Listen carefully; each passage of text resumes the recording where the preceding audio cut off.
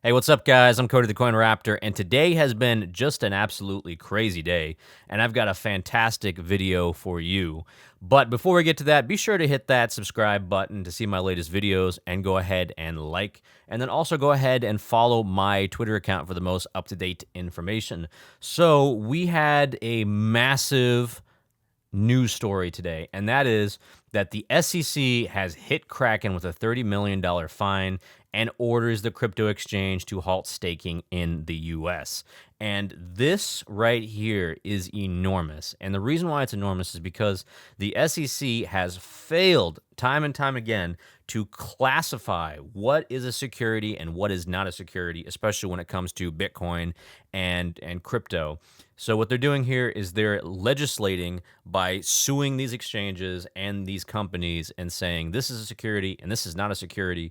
And right now they have forced Kraken to halt its staking service. And so this has kind of had a contagion-like effect, and now people are thinking, well, if they can halt staking in Kraken, then they can halt staking in Binance and Coinbase and other exchanges. So this has kind of sent shockwaves through the crypto space right now, and it's having a huge effect on Bitcoin as well.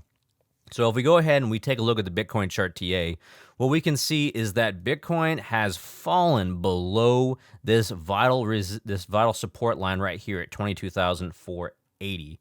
And I've pointed out on Twitter numerous times that this level right here absolutely has to be held for Bitcoin. And if it doesn't, then we're going to wind up seeing a lookout below type of scenario. And so far, it's blasted right through that support level. So if we go and we zoom out and we actually take a look at the daily, things start to make sense. So we have this sideways pattern playing out here, right? And I made a video earlier this week talking about what's going on with Bitcoin and why it's heading sideways. Well, it's encountering a massive amount of resistance here. We have this resistance band here that goes all the way back to August and July, and this huge amount of resistance right here. Bitcoin pushed up into it, failed to break out. Instead, it faked out. And you can see here, we have kind of almost like the shooting star candlestick here, which signifies a complete trend reversal, a complete short-term trend reversal. And instead, we have a huge dump out of the bottom of this support level. And if you zoom out, the thing that really concerns me right now is if you zoom out and you look at the entirety, it almost looks like a double topping pattern playing out right now. Through about from June 2022 to now in February, we almost have like a double topping pattern playing out. I'm a little hesitant to call this a double top because we do need to see where Bitcoin falls, finds support. And right now, I do believe that this pullback right here is a necessary pullback that absolutely has to happen. Because if we look at the RSI, we can see that RSI has been overbought for Bitcoin on the daily for weeks. I talked about this almost every video I did about Bitcoin, where the RSI was so high that it was completely unsustainable. All this buying right here, completely unsustainable, all the way up here. Now, eventually, you're going to have a pullback. And so I was predicting that we would get a fairly sizable pullback. And this is probably the very first stage of that pullback, because RSI right now is at 48, which is kind of in the middle of the spectrum. But what it means is that we could get another further pullback until Bitcoin actually enters oversold territory. And what you're looking at right now is, potentially speaking, a pullback probably here to the 200-day moving average, which is about 19,700. Now, the next line of support that we're going to get, though, is probably 21,600.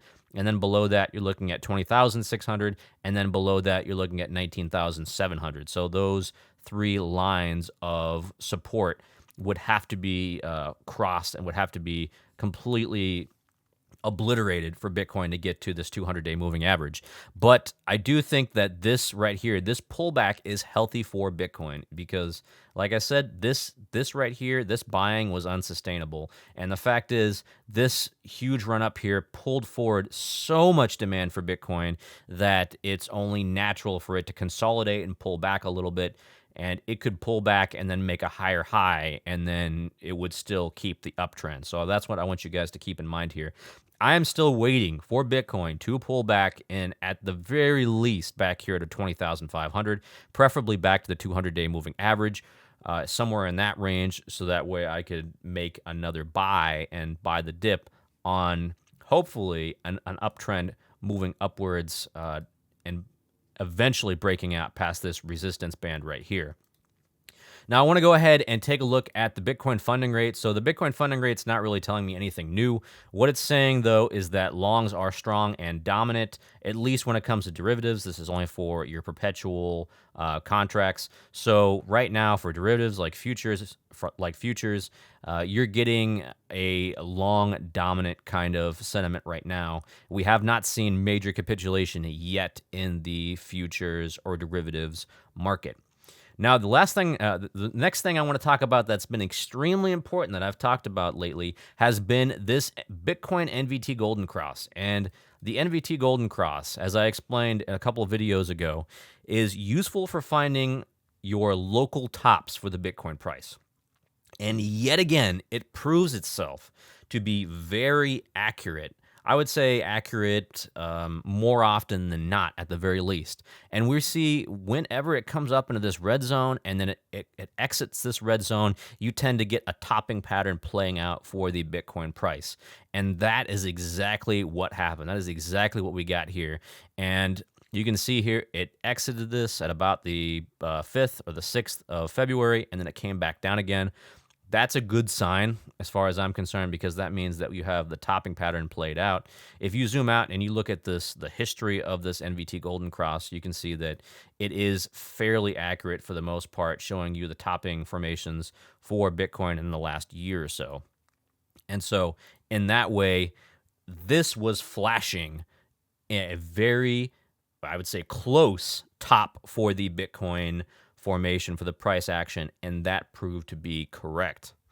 Next, I want to go ahead and take a look at the Bitcoin spent output profit ratio, and this will give us an idea if buyers are, or if current hodlers right now are selling in profit. And so what we have here is we actually have our very first value under 1. And what that means is that a majority of sellers right now are selling in loss. So that just happened, where it just crossed under that 1 level. And that means that sellers are selling at a loss right now.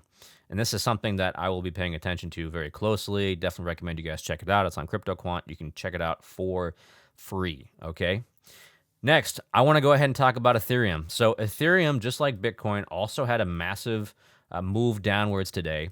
And what we see here is that I've previously drawn this uptrend, this line. This has been completely invalidated. Now it is no longer in an uptrend. Now it is more sideways. Unlike Bitcoin, it has not dumped out the bottom here.